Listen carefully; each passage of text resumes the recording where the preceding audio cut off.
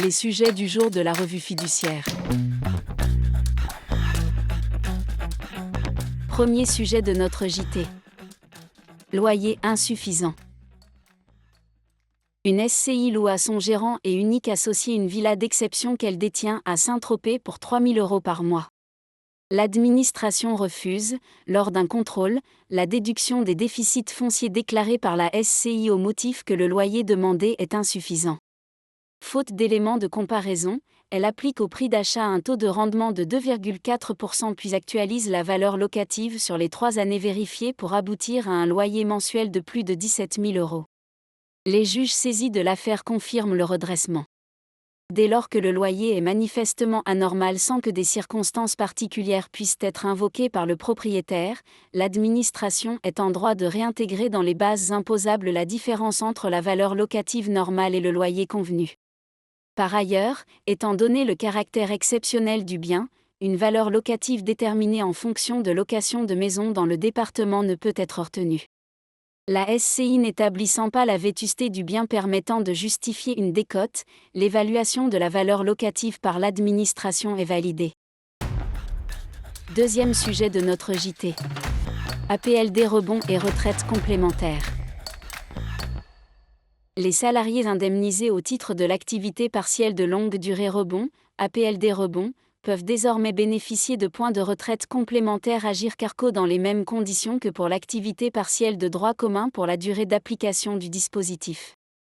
Ces points, intégralement à la charge du régime Agirc Arrco, sont attribués sans contrepartie de cotisation et viennent compléter ceux acquis par cotisation sur les salaires versés dans la période annuelle d'emploi.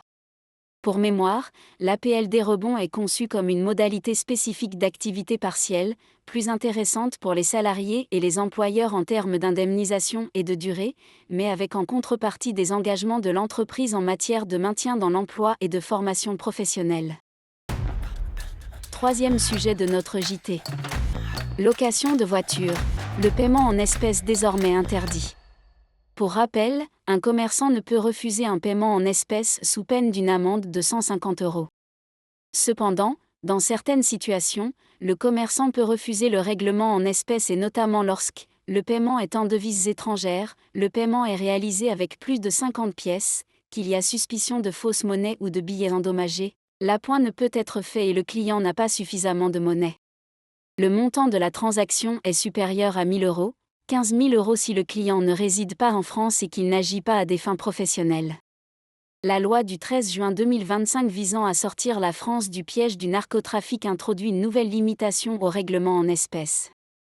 Depuis le 15 juin, date d'entrée en vigueur de la loi, il est interdit de régler la location d'une voiture au moyen d'un paiement en espèces. À noter que le Conseil constitutionnel a jugé la disposition conforme à la Constitution. En effet, l'interdiction porte sur un mode particulier de paiement uniquement pour certaines opérations commerciales, elle ne porte donc pas une atteinte manifestement disproportionnée à la liberté contractuelle. De plus, comme l'interdiction de paiement en espèces peut être levée pour les personnes n'ayant aucun autre moyen de paiement ni de compte de dépôt, elle n'opère donc, selon le Conseil, aucune différence de traitement entre les personnes qui souhaitent louer un véhicule.